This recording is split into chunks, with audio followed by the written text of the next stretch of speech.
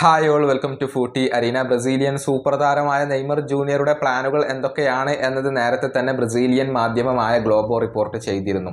അതായത് 5 മാസത്തെ ഒരു കോൺട്രാക്റ്റിൽ മാത്രമാണ് നെയ്മർ ഒപ്പുവെച്ചിട്ടുള്ളത്.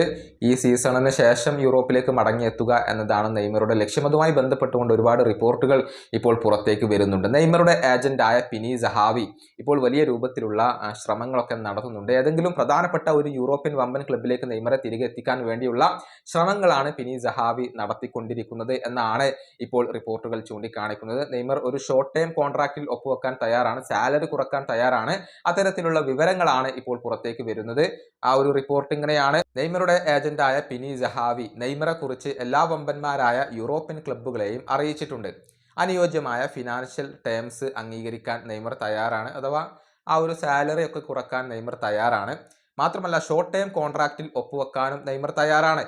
1-2 വർഷത്തേക്കുള്ള കോൺട്രാക്റ്റ് ലഭിച്ചാലും നെയ്മർ ഒപ്പുവെക്കാൻ തയ്യാറാണ്.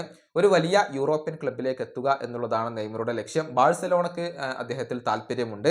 ബാഴ്സയിലേക്ക് എത്താൻ കഴിഞ്ഞിട്ടില്ലെങ്കിലും മറ്റേതെങ്കിലും ക്ലബിലേക്ക് എത്താൻ നെയ്മർ ശ്രമിച്ചേക്കും.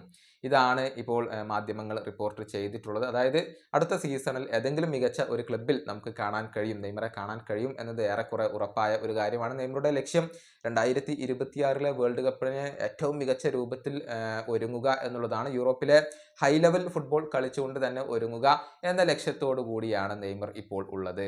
ഈ വീഡിയോയുടെ അവസാനിപ്പിക്കുന്നു. അടുത്ത വീഡിയോയുമായി വീണ്ടും കാണാം.